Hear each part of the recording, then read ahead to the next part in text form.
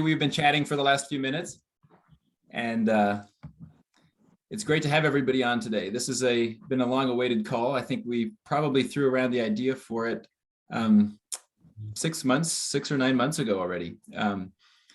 The title was Cross-Pollination Community Exchange, and we've had a lot of time to think about it and reflect on what that could mean, or what that has meant for some of us, and what that could mean in the future.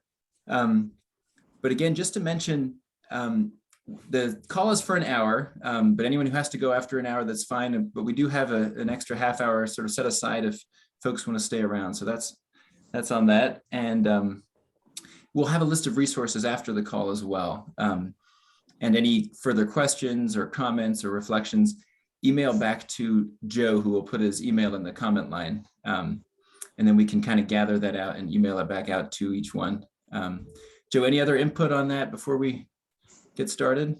Yeah, if anyone thinks if anyone has anything in writing that you think would be helpful, stories about how your community is related to other communities or whatever, send it to me and I'll include that.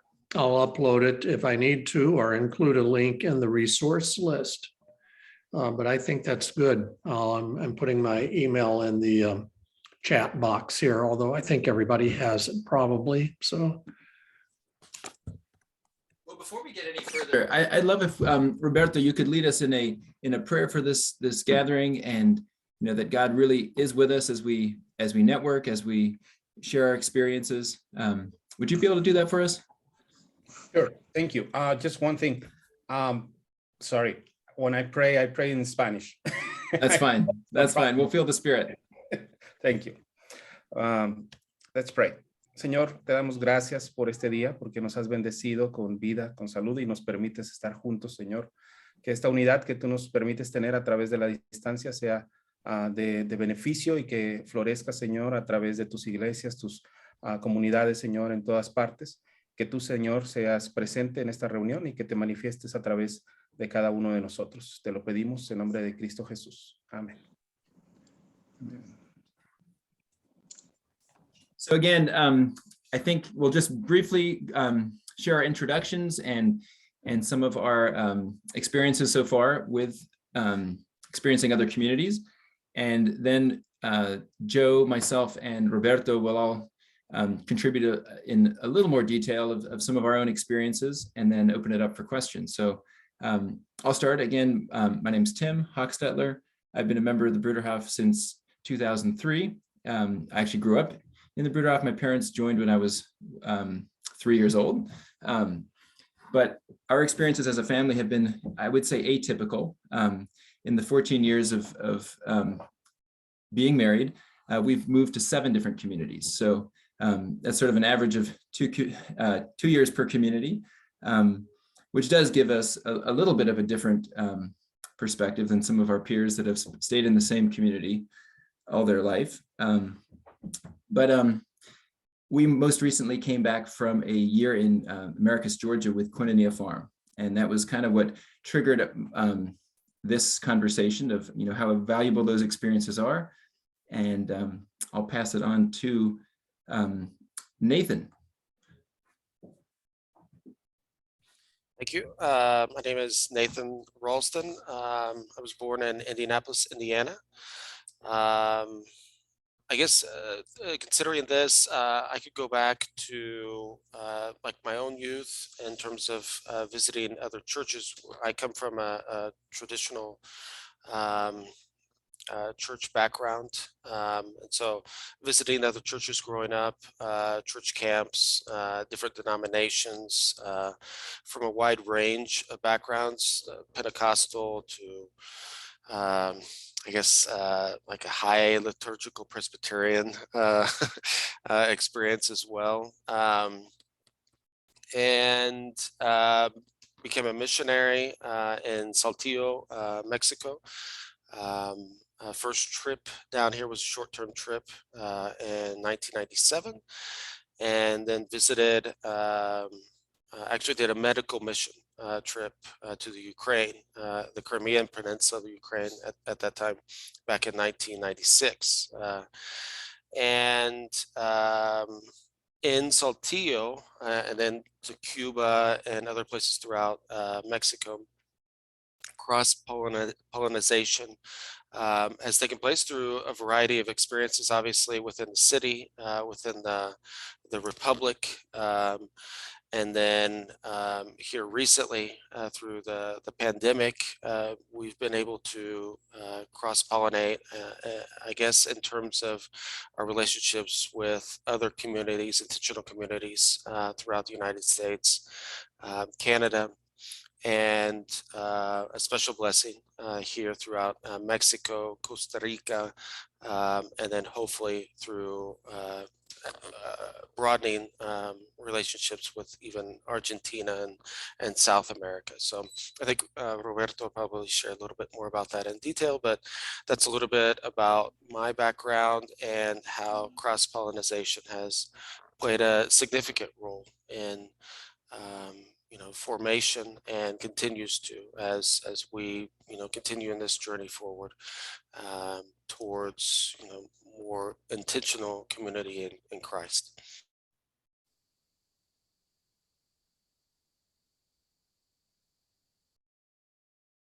I don't know if I'm supposed to select someone next. Okay. All right. Okay. Yeah. So I don't know, maybe it would be helpful if Toby, would you like to continue? Okay, thanks. I'm Toby at the Platte Clove Bruderhof community in the Catskill Mountains. I guess on this topic, my wife and I were sent from this community out to Indianapolis to journey with Englewood Christian Church, and we were sent open-ended. It could be half a year, it could be a year, it could be many years.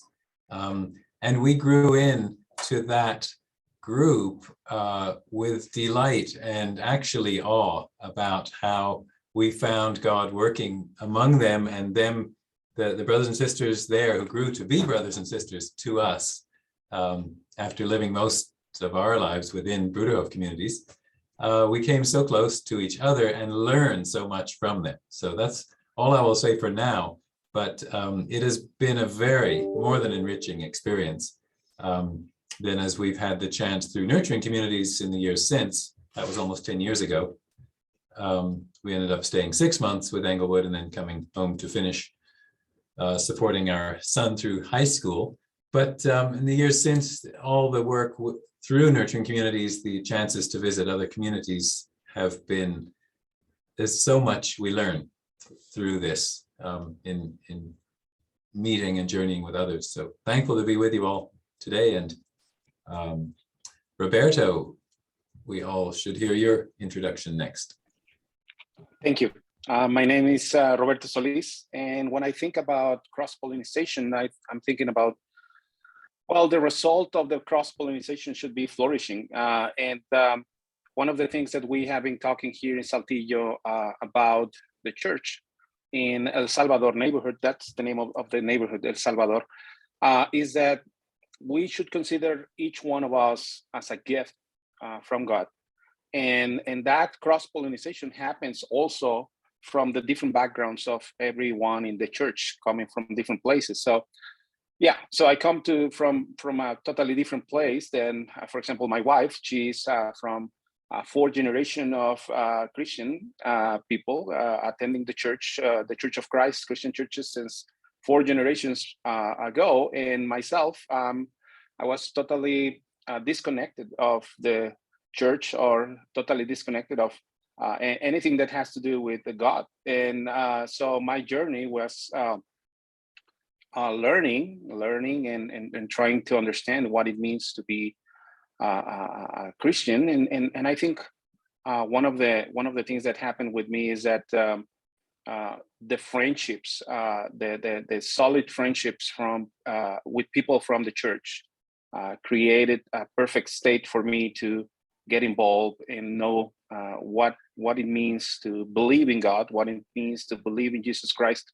So when what I'm saying is that I am not coming from different other communities or churches, but my introduction to the church was something that born from the friendship and the closeness with people from inside the congregation. So for me, that is something beautiful that happened. My wife, Nathan, and the rest of my brothers and sisters in Christ here created a perfect place for this cross-pollination, and I think is flourishing here in Saltillo with each other. So I am part of this church since since '97. I am attending the church, but really part of the church since 2006. And since then, I am attending this congregation. Now I am part of this group of leaders in the church together with Nathan, and that's it. Thank you very much. So let's turn to Sam. I just want to butt in here real quick and welcome Andrew and Steve to the discussion. We're just doing our brief introduction. You haven't missed too much yet, so welcome. Thank you. Okay, I'm Sam. I'm in Woodcrest, and I'm glad to be part of this conversation. Of course, nurturing communities is all about cross-pollination and learning from each other, so I'm very happy to be part of that. And I'm going to pass it to you, Joe. Sure. I'm Joe Gatlin. Nancy and I are going on being married for 50 years now. And during that time, I've always been part of Christian communities, having started a couple of communities in Chicago and then in Waco, where we've been for a number of years now. Hope Fellowship, which we're part of, is nearing on 30 years of existence. I mean, I can't begin to say how important it has been for us to relate to other Christian communities and how important it's been for me, both in the cross-pollination and in finding mentors. And I'll share a little bit more about that later. Christiana, let's go to you. And let me say this is very rare to have a majority of males here. And so anyway, glad you're with us this morning. So, yeah. Good morning. I am very new to learning about nurturing communities. And it came through a mentor who, during my university years, I was living on campus at my university, and it was a private Christian university. And so really getting to experience that sense of community living. And some of my friends, peers went on to live in some community housing. I am in Canada. So right now I'm located in Edmonton, Alberta. And I did my schooling in BC, British Columbia, but yeah, I'm excited to learn a little bit more, and I'm curious just to experience and hear more about your stories and where these communities are and how they run, how they create that sense of community.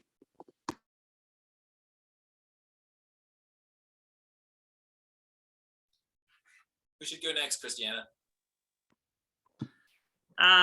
Finn, why don't we go to you?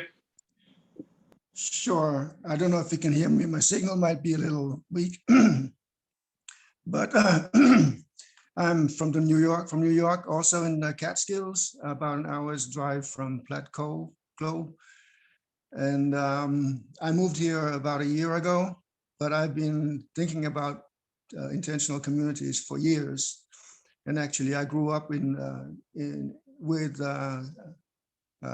cooperatives. My father, as a farmer, was a member of one, and several others. And I learned about mediation as an alternative to traditional dispute resolution. And so that I moved here last year, I thought I'd try to turn my house into an intentional community, but it has been difficult to find anybody who is interested in that. As well as, and the reason why I said I was going to do that was because I couldn't find any that were like me, where I would fit in. So it's difficult, but and as a cooperative, when I learned about a cooperative up in Martha's Vineyard, and one of the founders there, he started reaching out to other companies that was like them, but it was very difficult for him. They were distrustful. They said, "Are we going to spill all our secrets to you?" So it took him a while to really get that going, but they all learned that they could benefit from it. So yeah, that's my spiel about that. Let's see who was here left. Andrew. Hello. Gonna try to turn on my video here. Driving my daughter on the way to ballet lessons here. So, hey, Andrew Howard from Genesis Communities. And yeah, as far as cross-pollination goes, I connected with the Nurturing Communities Network around 2012, and there was a Nurturing Communities Network gathering up in Collegeville, Minnesota. So just in our back door, because there was a CDA. I forget what that conference is called. There was a conference in town. And so they combined the nurturing communities, and that just that connecting point was really important for me, where I was able to feel connected to the vine of the church. The church, I don't want to say the Church of Intentional Christian Community, but it's, you know what I mean? There's churches that meet on Sundays, and then there's churches that live together. And those churches that live together, they're more rare. And so having that connectivity is really important to inspire, to encourage, and to show, that there's a different way to do church together. And it's pretty neat. So love the opportunities through the Nurturing Communities Network to network. And that's what I got. It's hard for me to look at, I think Finn, has Finn gone yet? Andrew, I could jump in. Okay. So this is Steven, and this is my daughter, Pearl. I'm a little under the weather, so I'll just ask you guys to apologize, to forgive me. We've had just a terrible sickness going around through our household. But I have been a part of the network for, 15 years or something now.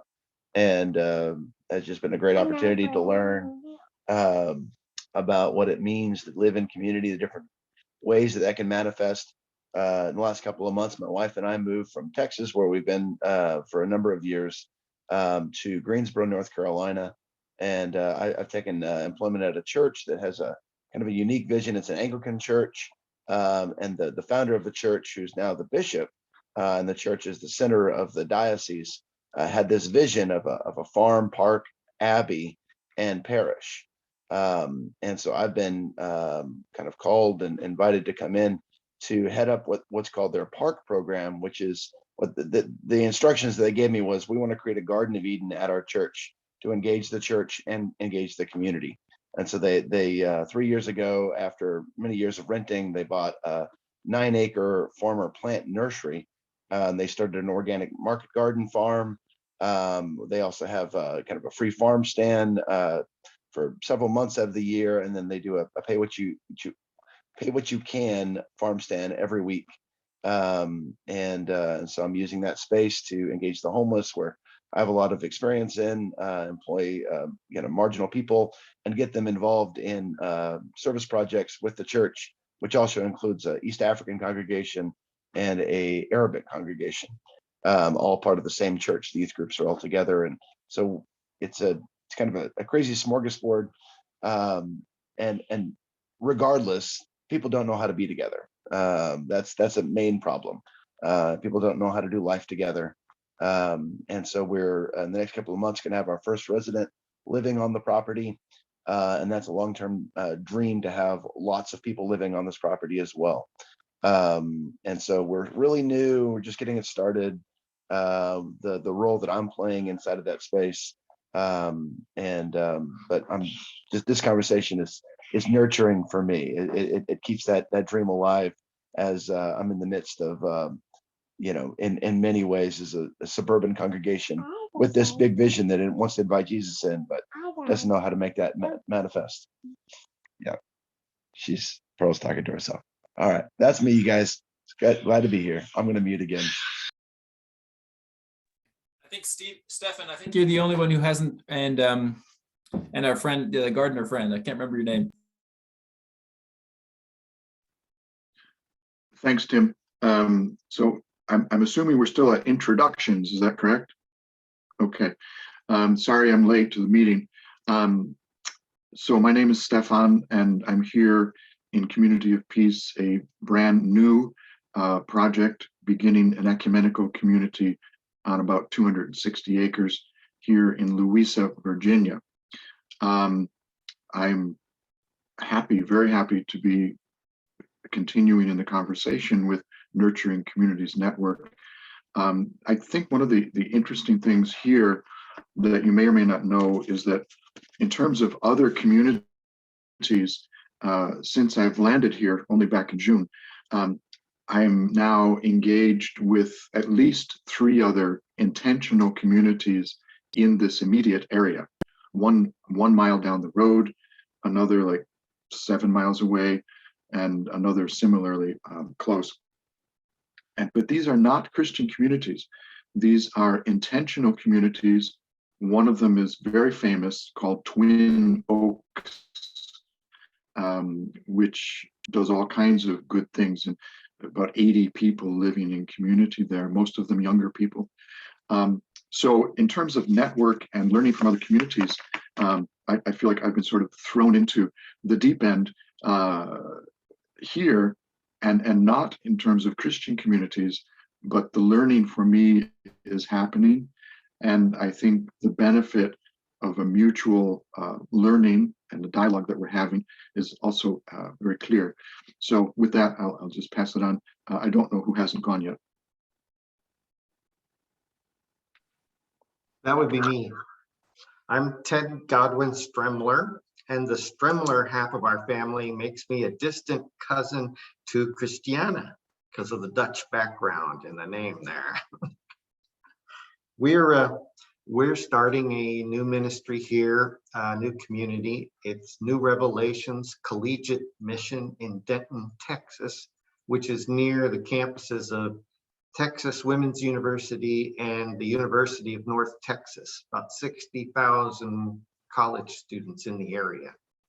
And we're doing intentional Christian community for college students who are attending these secular universities.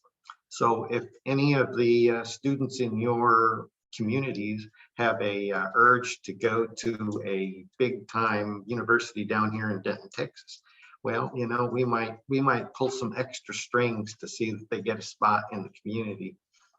We only have room for 4 students presently, but our goal is to build about 12 houses and have students live in many communities within these houses. And we'll see how it works out as time goes by. So looking we're, like I said, we're very new to the idea of Christian community and have already learned tons from everyone. So I'm really glad to be here again and learn some more. Well, thanks again, each one that came with their story today, and I think we're going to be able to really share some great experiences. I think I'll probably kick it off with some of our personal experiences. Again, you know, our history at the Bruderhof is just over 100 years now, and really our experiences with cross-pollination as a broader movement, not just individually, but as a broader movement, do go back to our beginnings and the desire of our founder, Eberhard Arnold, really within the first decade, realizing that for his community to have any kind of staying power, to have any kind of, communities are fragile. I think we all know that, and to have any way of riding the storms, he needed, a mentor. He needed, others that were doing it that could speak into his situation, concepts of truth, but also just practically, how does one do it? And so he spent an entire year away from his family in the Hutterian colonies in North America.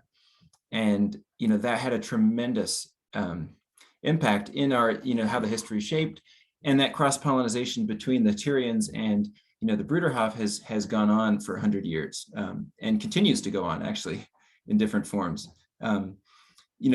Fast forward 30 years, community had to escape Nazi oppression, and, they were down in Paraguay. And again, desperate need for cross-pollination. The spark of Jesus in our community movement at that time was growing very dim. And it was only through God's grace and faithfulness, but also through North American Christians who came down to visit, who had read about through the publishing that new life, the flourishing could return. And I think that's something that we're eternally grateful for, is how God uses those moments in history to bring about new life, new growth. A lot of these North American Christians came out of the civilian public service camps following World War II, and influenced in very real ways our communities now, and very few of us are not. Very few of us today are unaffected by their contributions. Toby certainly wouldn't have been around, and neither would Sam, if those waves of cross-pollination hadn't happened. And fast forward again, you have the community movements of the 70s, which Joe was a part of. Again, a huge wave of families, young families seeking a different way of life. My parents were part of that wave. They started a community out in Elkhart, Indiana, and was connected with Reba Place. And so there's been that cross-pollination kind of at the heart of the Bruderhof experience. The other aspect I want to mention, just that internal cross-pollination, the importance of that too. Okay, so our family has moved 7 times, and sometimes it was work related, sometimes it was other things going on, family or otherwise. But what that allows, in our communities where there's 30 or 40, communities, either urban, rural, to move around, it can also lead to flourishing. If somebody has, done the same job for, a decade, and, something opens up, the new perspectives they bring to the community that they move into, can do so much to re-inspire and to encourage. So that's another aspect of the cross-pollination. Sometimes it happens within communities, within smaller networks as well. But what I want to take the next couple minutes just to reflect on is what it can look like when, as some of you expressed, those of us from established communities spend time with another established community.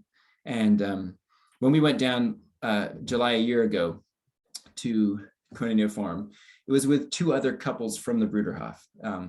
So that was a really unique experience to have actually more Bruderhof members at the community than Koinonia members. And it was a conscious decision that each of us had to make, that we were there to sojourn alongside.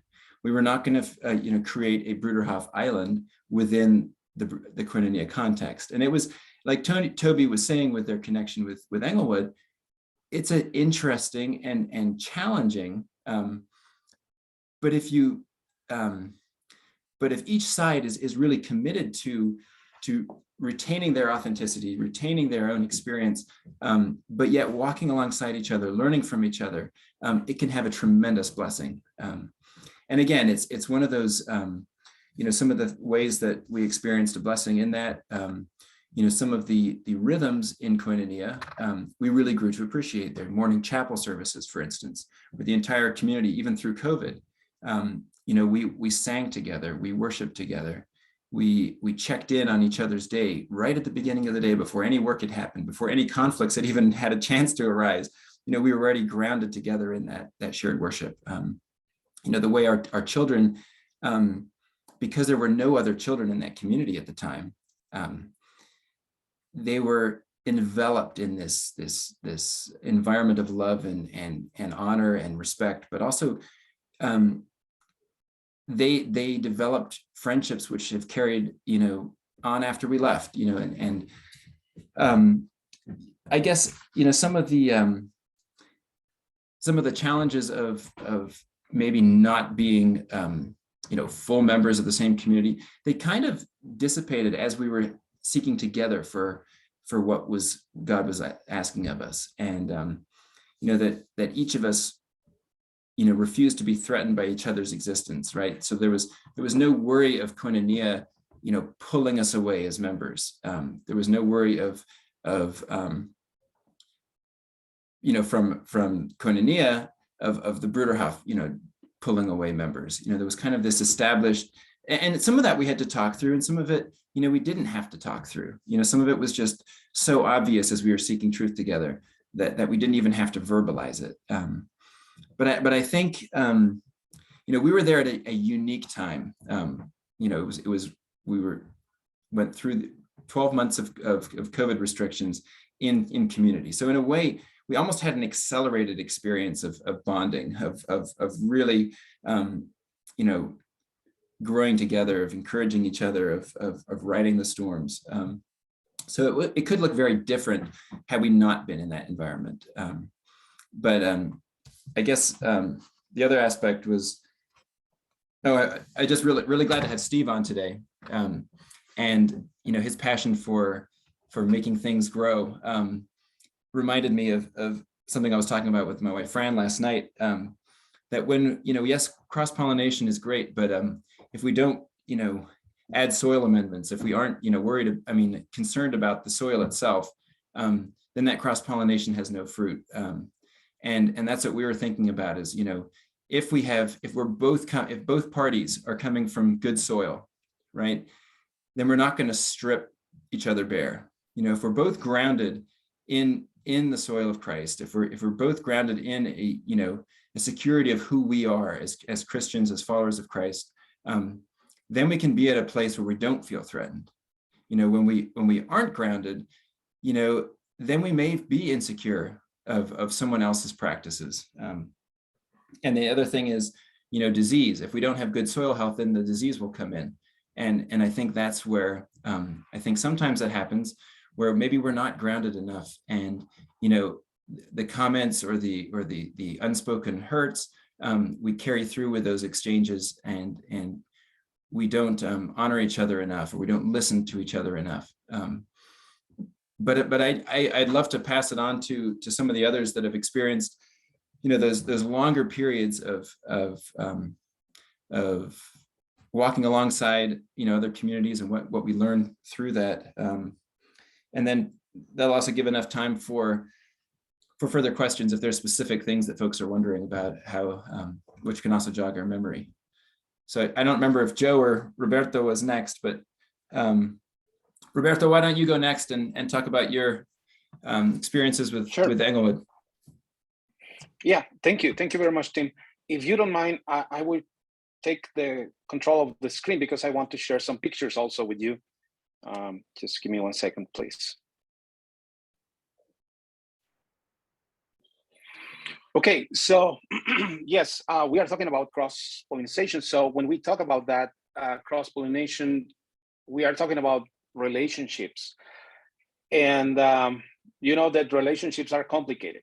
So especially relationship between neighbors, and the relationship between the United States and Mexico, it has been a story of love and hate, and also a story of dependency and a story of war between these two countries. So in the same way, the relationship between followers of Christ from both sides of the Rio Grande has been complex. That's a long history of complex relationship, different culture, and all of this can be for better or for worse. So let me tell you the story of El Salvador Church and how we relate with other places. And back in the 90s, somehow our brothers and sisters from Inglewood Christian Church, we think that they were guided by the Holy Spirit. They decided to do their best to establish relationships with brothers in Christ in Saltillo, the city where I live, in the north part of Mexico. So they started to do that, to establish this relationship. But let me tell you that it all ended in a big disaster back in the 90s. It didn't go well. What we know that it began with the best intentions from the people from Inglewood, but something happened, and at the end, the congregations in Saltillo ended up fighting, trying to know who of the pastors is going to be the leader of the whole churches in Saltillo. So things so strange happen when people from US start contact with us and try to have this relationship. People in Saltillo start to fight about who will monopolize the financial resources. If the people from US will bring some resources, who's going to take that lead and who's going to take that financial resource? So it didn't go well, and many things were lost in that time. Some relationships were damaged for years, but we know that the Lord continues to work, and years later, and thanks to people who decided to continue building bridges, the relationship began again, and this relationship began under different terms. So the guys from Inglewood, they decided to make another attempt with no greater expectations than getting to know people in Saltillo, and try to be friends with the people in Saltillo. So back in 2016, there was a small group of people from Inglewood coming to Saltillo in 2016, and they stayed with us for a few days, and they were here with us in El Salvador Church, in the El Salvador Neighborhood Church. So we think that visit was very important, and something was planted during that visit. And let me tell you that some of the people in Saltillo were surprised because they couldn't understand what was the reason of this trip. They couldn't understand that this trip was not greater purpose than just getting to know each other, just to be friends. Some people were expecting that people from US should come to Mexico to make some kind of construction project, to make some improvements on the building of the church. That is something normal, that mission trips coming from US, that is what they normally do. Some people were expecting that these people from US, they will have some intensive courses or classes to teach people in Mexico how to be better Christians, because that's what normally missions from US comes and do. But that didn't happen. Some people were expecting that the people from US will bring some money for the congregation so we can start some projects or do some things with the money, but that didn't happen. So people in Saltillo were surprised. So that group of people are coming here just to be friends. That was something strange in that moment. So we think that was a very interesting visit, and it helped a lot.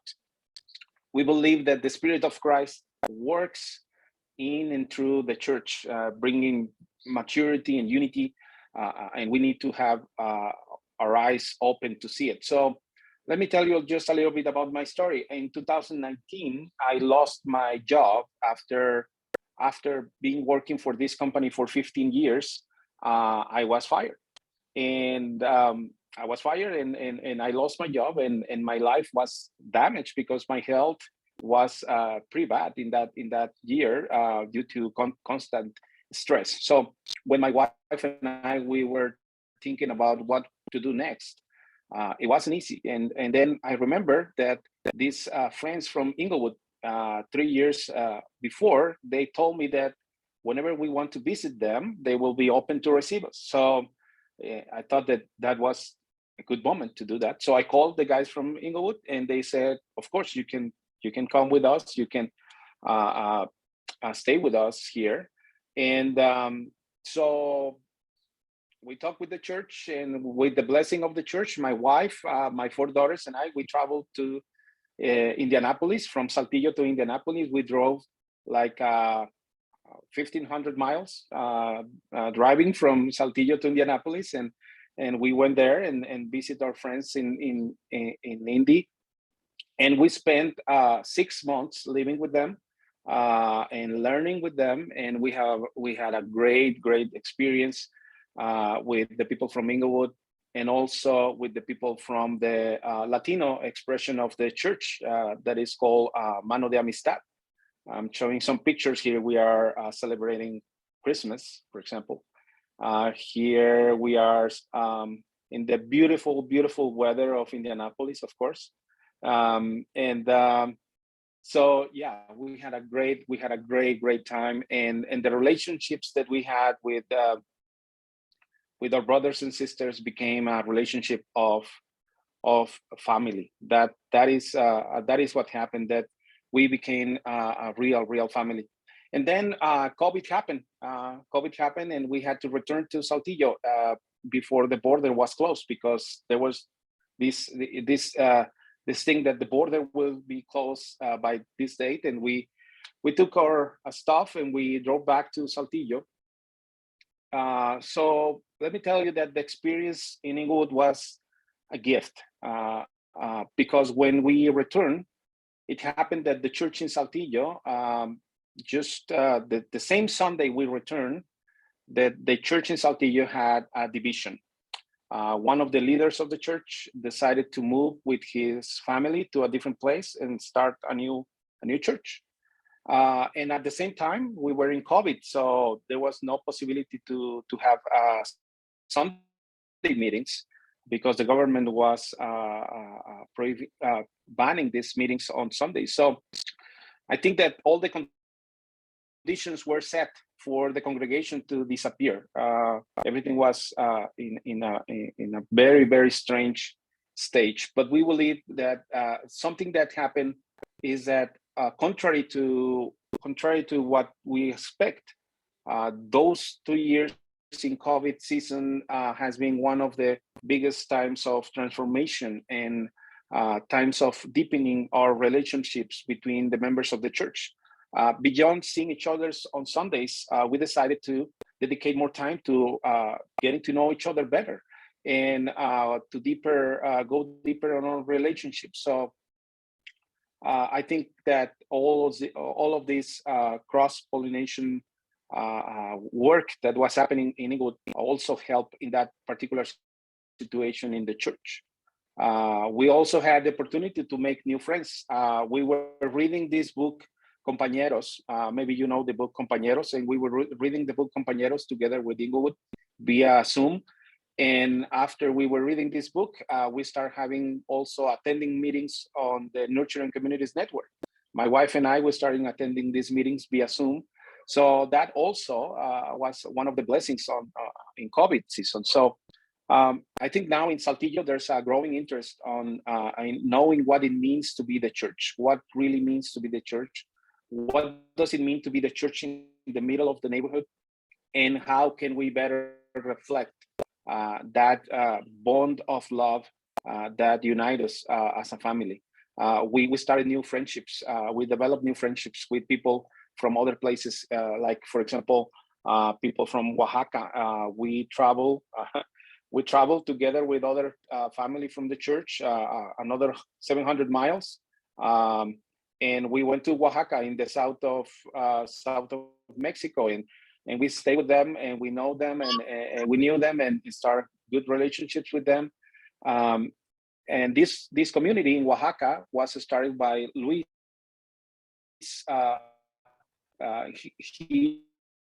he was a former member of Hope Fellowship. So now we have in Oaxaca also. We believe that something new is being born by this cross-pollination, and in the Salvador Church, what we call it is florecimiento. We are flourishing because of this cross-pollination between different congregations and places around the world. So we think this is the work of the Spirit working in and through us, and that is my experience. Thank you. Wow. Thank you so much, Roberto. Yeah. Wonderful. Praise God. Joe, I think now would be a perfect time for you to continue, and especially in connection with mentorship and how important that is, especially as communities are in their infancy, but also as going forward. Yeah, and thanks, Roberto. That was very good. I'll add Compañeros to the list of resources, which is a book Nancy and I wrote about our relationship with a community in El Salvador, Hope Fellowship and Shalom Mission communities. And I think that's been the international relationships are part of some of the richest ones we've had. I mean, such a blessing. I wanted to talk a little bit about Hope Fellowship and how important being with other communities has been to Hope Fellowship. As said, Hope Fellowship is now nearing 30 years old. Hope Fellowship sort of grew out of the experience of a failed community here in Waco that we were part of for 7 years. And sort of when the ashes were cooling off from that sort of explosion that we had, and that was not the Branch Davidians. I realize talking about Waco and a failed community, that's what it sounds like. But this was another one, not a literal fire, but certainly figurative ones as we met our demise in that. We were living in a communal household, a common treasury household with another couple. And we'd already had a relationship with Reba Place and with particularly with Virgil Vogt, who is one of the elders there in the community in Evanston. And we spent some time in discernment, who are we? What are we? We were part of a larger community, and now that community is not there. And what are we going to do? And, Waco has no telling how many hundreds of churches, and what are we going to do about that? And Virgil and Hilda Carper from there were very helpful in a couple of visits they made with us here in Waco. So one thing was we did eventually in our discernment decide, well, as Virgil put it, the way of the Holy Spirit is always starting something new. It's the old things that need to try to figure out how to justify their existence. The new things are what God is doing. And so one was that part of the failure of the previous community was that we really could not form relationships well with other communities. And when we really got into trouble, we couldn't agree on who to turn to find help. And that was really sad, I thought. Also recognize that in a place like Waco that is considers itself to be so Christian, to try to do something that was more intentional just seemed very countercultural. People, wasn't like other churches. So we knew that, sort of establishing an identity was really important. And our two families in our communal household, we knew that Reba Place and Plow Creek up in Illinois were having a meeting, and we jumped in a car together, and we were sort of invited, and we drove up and said, here we are, we're just two families, but we really want to relate to you guys.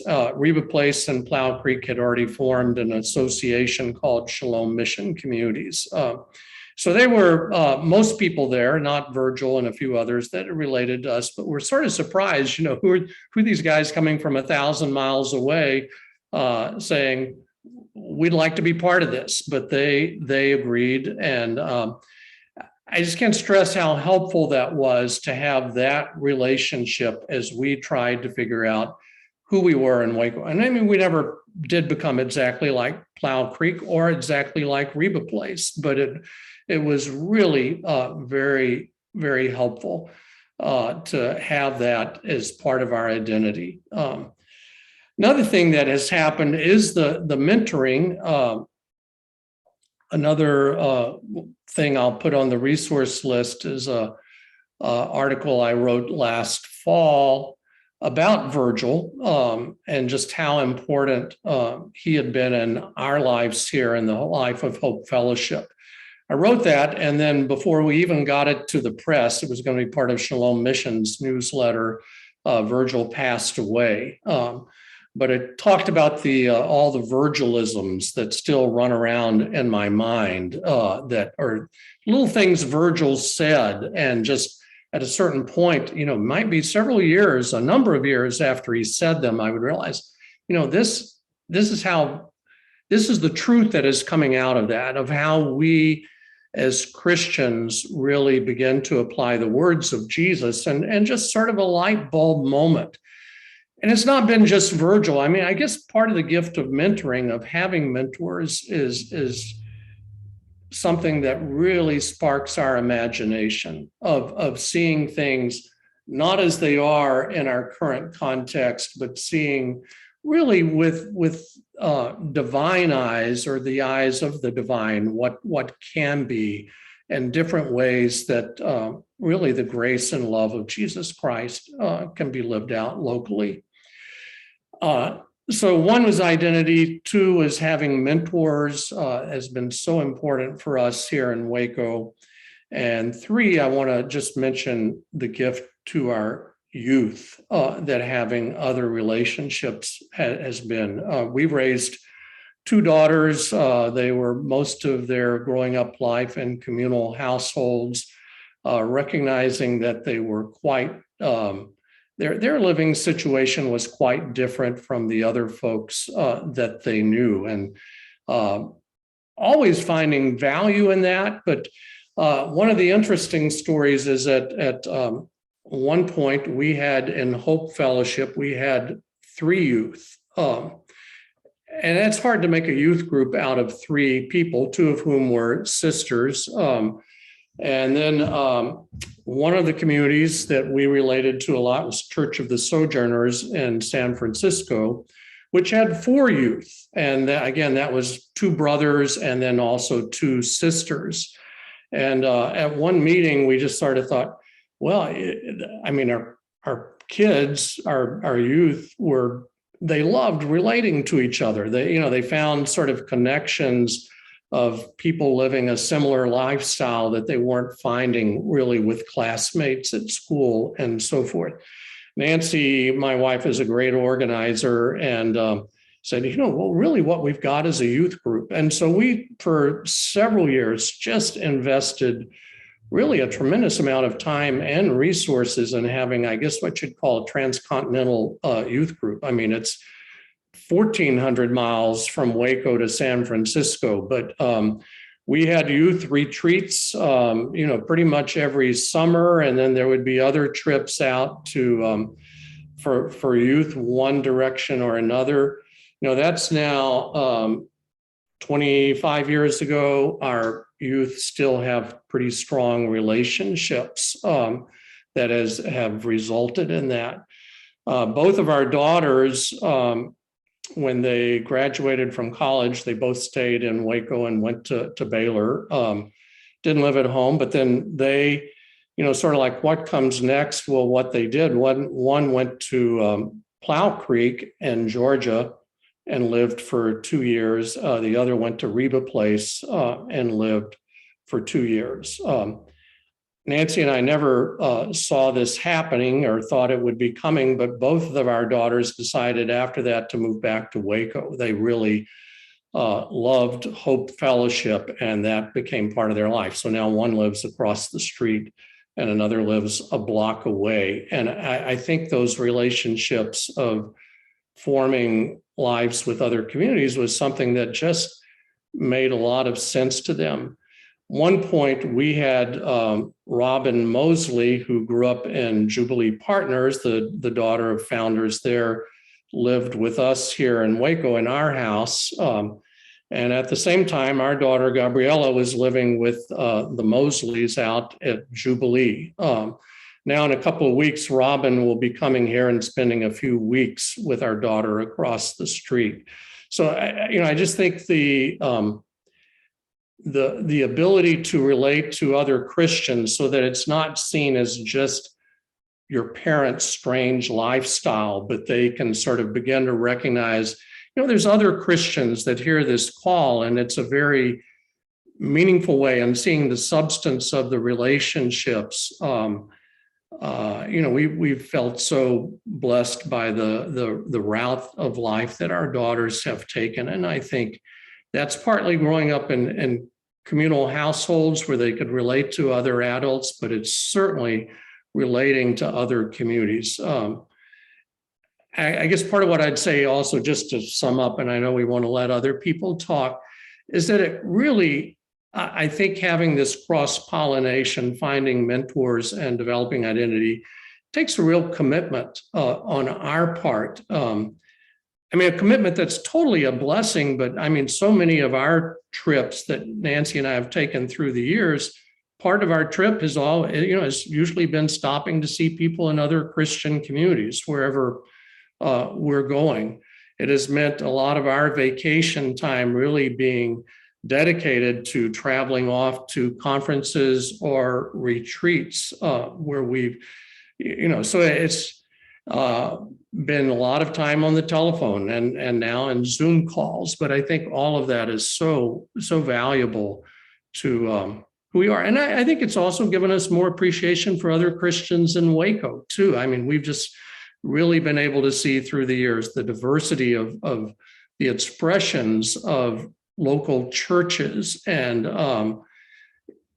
I think seeing that in other Christian communities helped us recognize that in even the local churches around here as our relationships have deepened. So that's what I would share. I'll turn it back over to you, Tim, to see how we go with this here now. Thanks again, Joe. I think that adds a good perspective, which kind of rounds out our discussion. I would love to hear if there are any specific questions to the three of us or any other observations.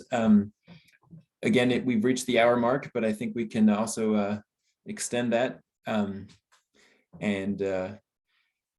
didn't have any follow-up myself from what Joe said, but just again, the blessing it's been, I think, what Joe said about his daughters, I think that's been very important for me too, is to, I can't expect my children to necessarily follow the path that I've chosen, but I would like them to experience, as many communities as they can of committed Christians living the lifestyle which I feel called to in a different context, and that's been such a blessing. Really, we've been to actually three different or actually all our family road trips, like Joe was saying, have been to spend time with small communities, and actually the fourth one was a family road trip that went to a family reunion, but it was just to Jubilee Partners, to experience what it's like there down in Georgia, where their mission is completely focused on resettlement of refugees, to spend time with two communities that were just starting to live together in Michigan, that since hasn't worked out, but then to follow one of those families down to Harrisonburg, Virginia, that are now part of Lilies and Sparrows there in Harrisonburg, and to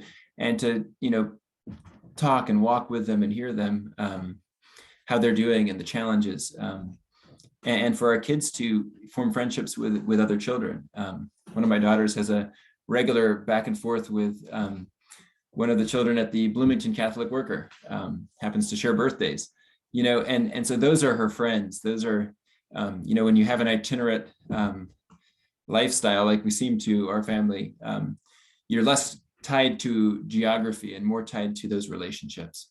And so for us, yes, it was difficult. Every move has been difficult, some more difficult than others. And why are they difficult? They're difficult because we've allowed ourselves to love. We've allowed ourselves to learn. We've allowed ourselves to associate with someone else's challenges. There's someone else's inspirations, and yeah, it's been a real blessing. So if there's anyone else, just feel free to unmute, and if we need to do any crowd control, I'll step in. But otherwise, love to hear what's on other people's minds and hearts.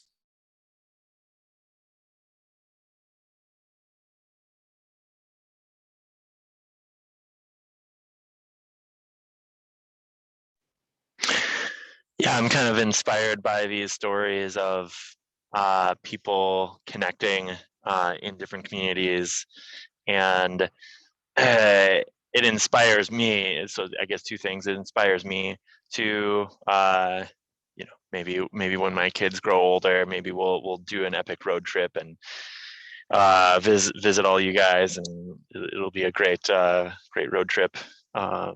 Maybe a couple year road trip, right? That'd be fun. But the other thing that I think of is it'd be almost neat to have some sort of community exchange student, or whether that be students or be that adults, some sort of way through the Nurturing Communities Network where somebody can say, hey, we'd be open to trading places or switching some cross-pollination between members that are interested in getting a little bit of travel or just connecting with other communities and seeing how that goes. So just some thoughts.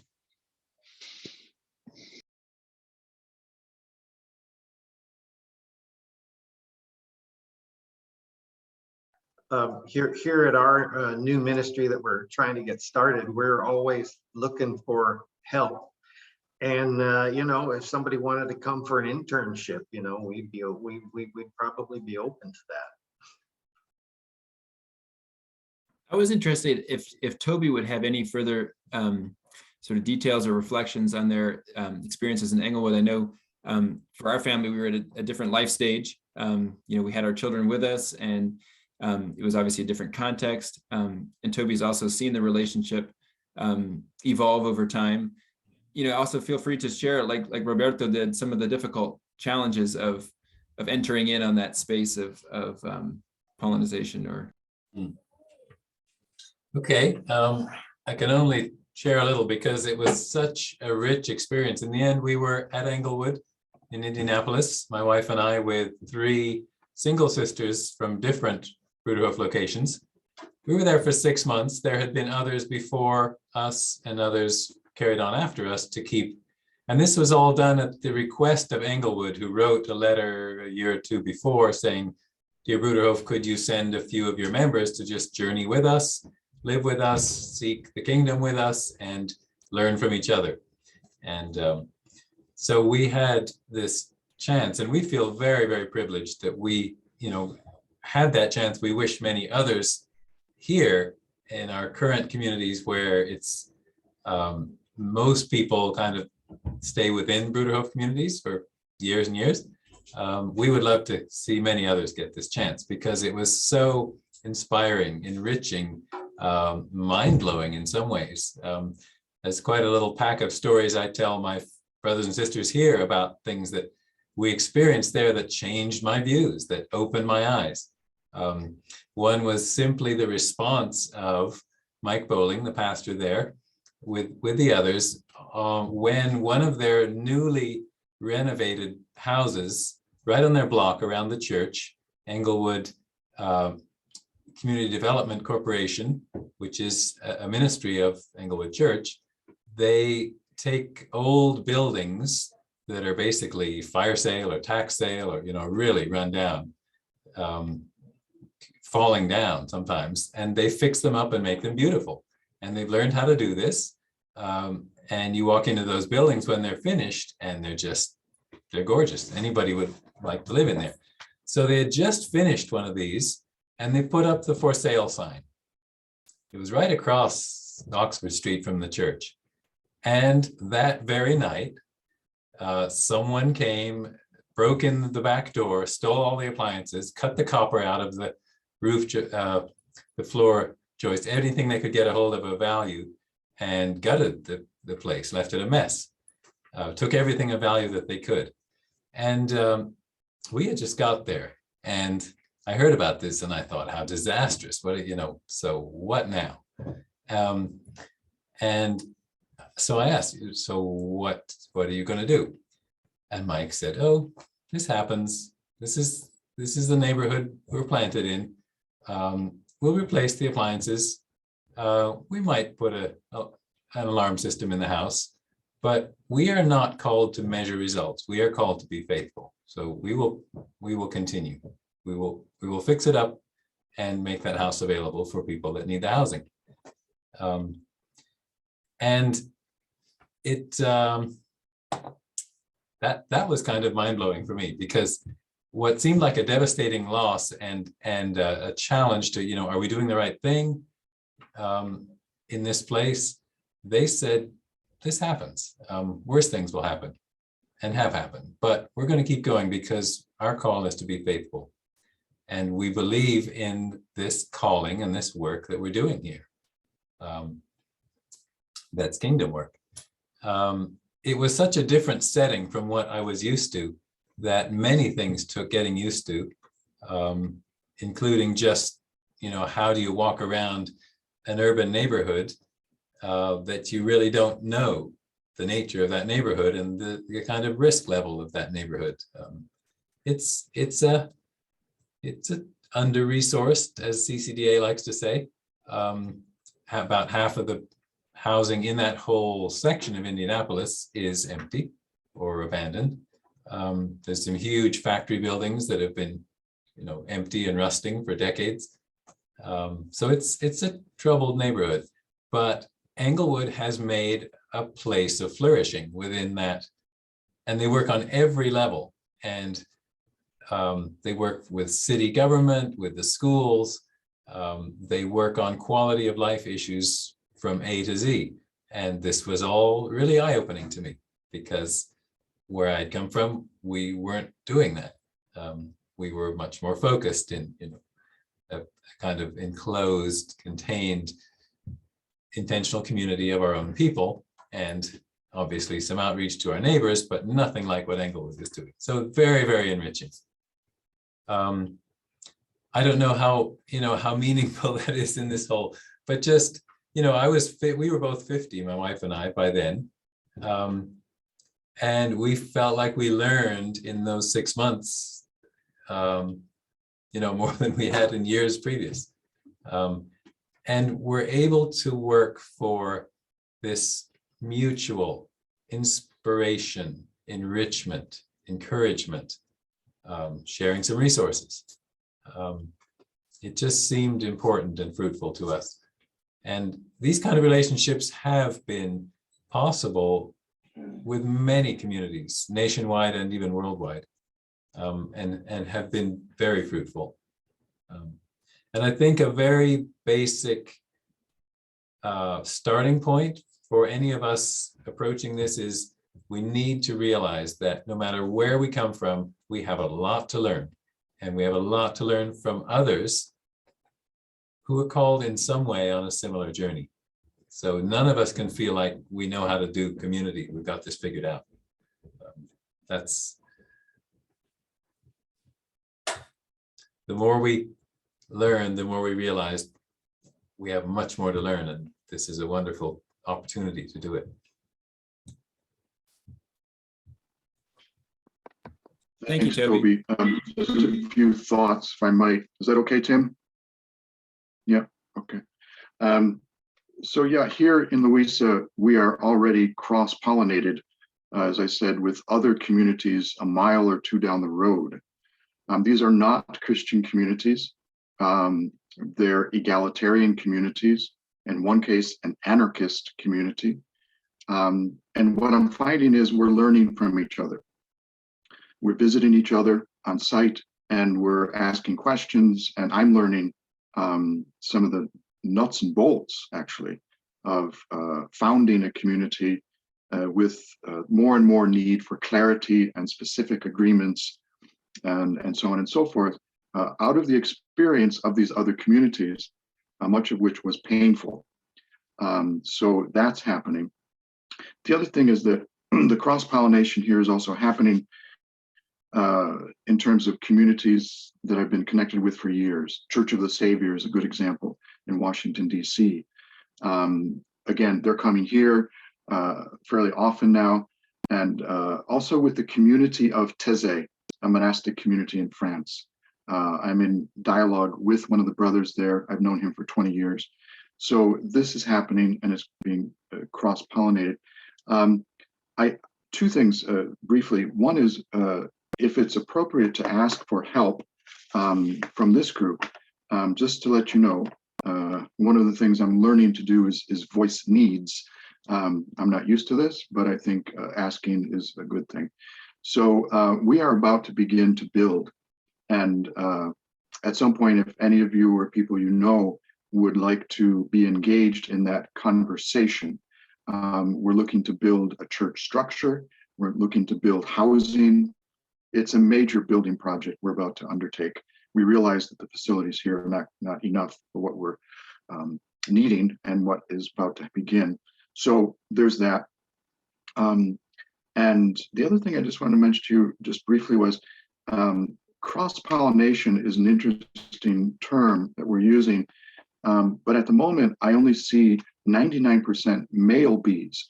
And so I have to ask the question, why, and Christina, I hope this isn't embarrassing to you, I don't mean it to be, but I sorely feel the lack of the feminine perspective here.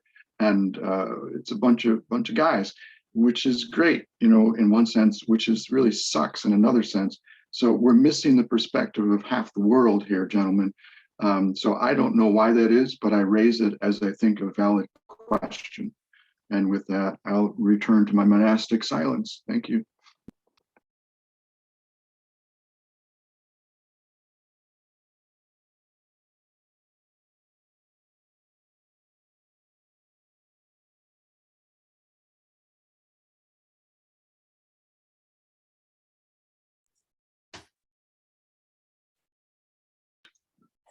Probably what I can say regarding that is that the experience that we have was family experience. So my wife, she couldn't be here with me today, but she was 100% involved in everything we did when we traveled to Indianapolis and getting involved with Mano de Amistad Church in Indy and with Inglewood, also with Oaxaca, Casa de Esperanza. So yeah, just want to say that it's not something that I just figured out myself, and I did it by my own. So yeah, my wife is 100% participating on that. And the other thing I want to say is regarding my daughter. She's 15 years old, and one of the things that we are talking right now is that she wants to go and live in Indianapolis and study the start high school there. And believe me, it's not something that I really, really like. I don't want my daughter to be away from our house, but I see something in her that is calling her to do some strange things that I didn't do when I was 15. And living in a house with other people from the church in Indianapolis and going through the school process in there in the high school. So yeah, I really appreciate the point of view and participation of women in this cross-pollination also. Yes, thank you. I think she will be greatly enriched, Roberto. I think it'll be wonderful. And knowing Umberto and Becky, no need to fear. Yes, we are so grateful for Umberto and Becky. They will receive my daughter there in their house, and that is just that. I mean, open your house to a different person to live with you. And that is something that is not normal. I would send my daughter to live with them any day. So the time that we've chosen for these meetings, which seemed across the board to be the best, middle of the day on Saturdays, may not be the best for all the sisters of our various households. I know over here, the sisters are getting ready for Palm Sunday, which involves some special baking. And then there's all the kids to look after, and with their, midday meal and rest hour. So that's why over here, we may not see so many of the ladies on this call as sometimes.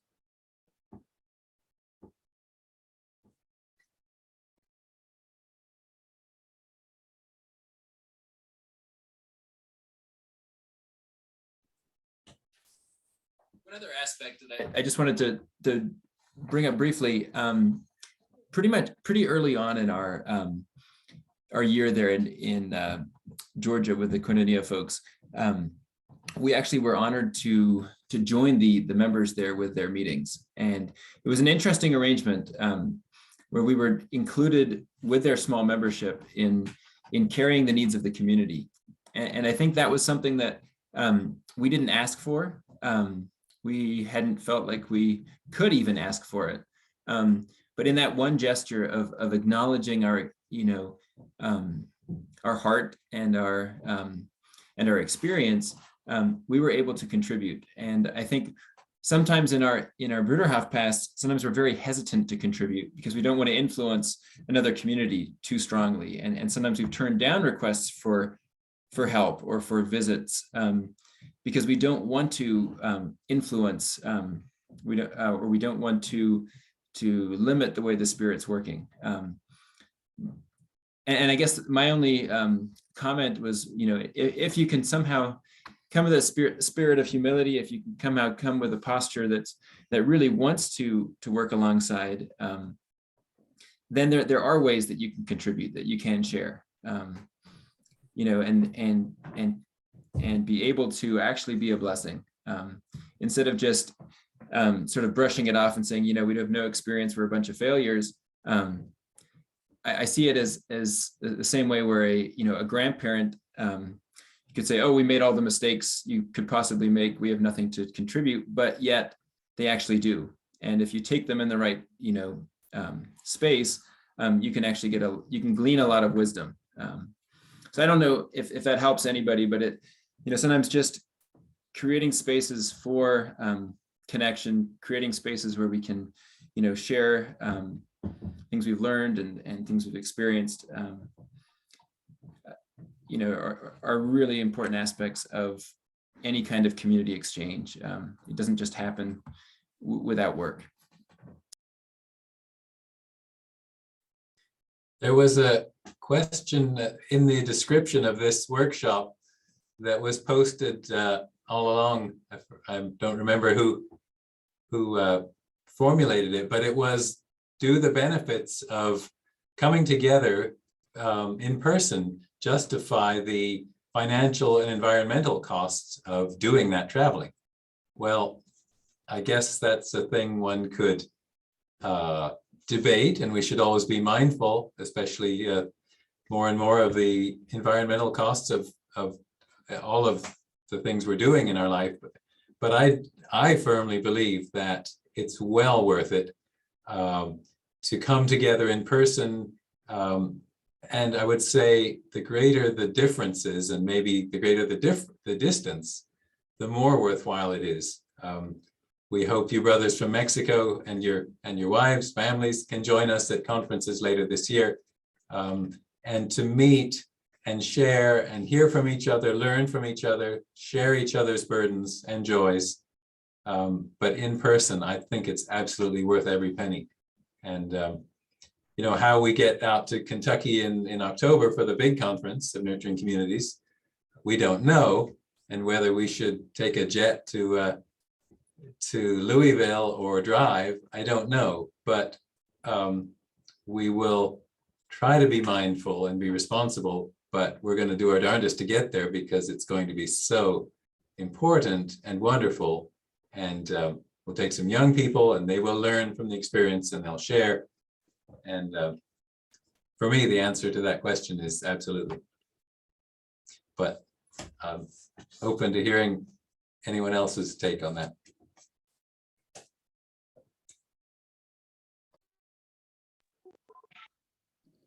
Yeah, I think our travel to be tourist, we have to really ask the Lord, is that the right way to spend financial resources and with the environmental problems that are caused there.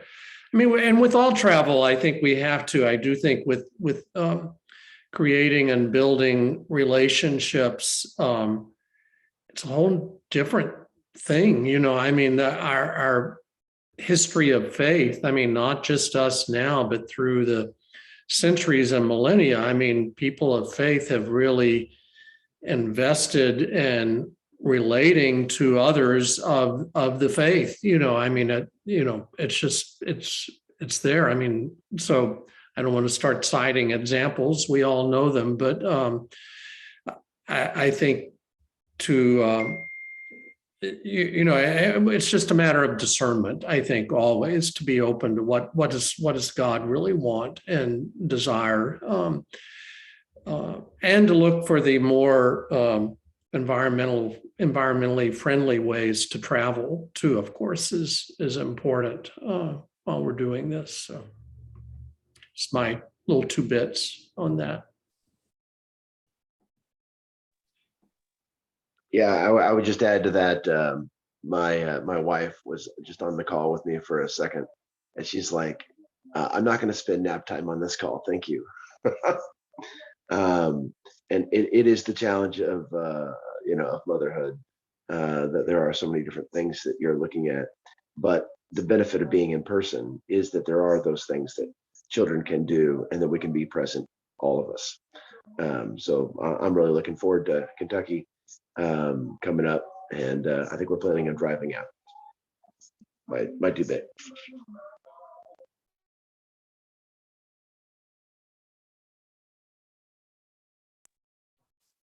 Well, as we near the end of our call, I just want to again remind folks that this is just the beginning and of the discussion, and if there are any opportunities, and I know I'll be calling up Steve at some point to catch his ear on their newest assignment, because that's something that personally excites me a lot. But yeah, I think this is a good start to the conversation, a good continuation of all our journeys. And I thank God for all that has come together this morning. If there's any other last minute thoughts, that'd be totally fine, but we should probably consider wrapping up in the next couple minutes to give. I'll just say also, we are working on the Kentucky event coming up in October, and I think within the next month, we'll have registration coming out, some more information about that. So please take that and prayerfully consider it and encourage others to come. And again, if you got anything that you think would be relevant to this discussion, examples, stories, or whatever, send those to me and I'll add that to our resource list. I'll get that out in the next few days, so don't delay too much, but we can always add stuff to the website too, for the benefit of everybody, just to see what's going on and how we can do this best.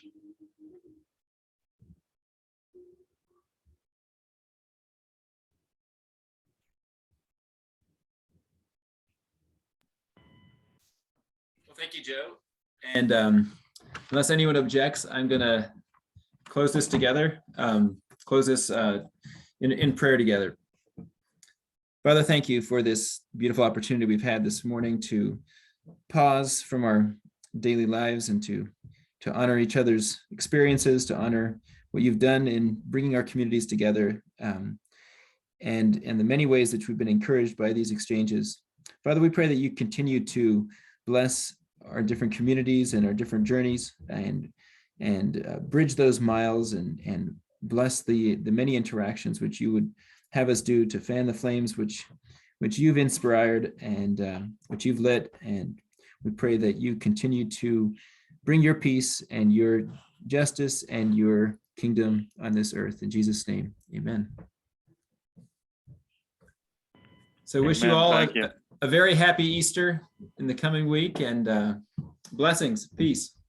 Good to see everybody. Thank you. Gracias. Gracias. Bye. Bye. Bye.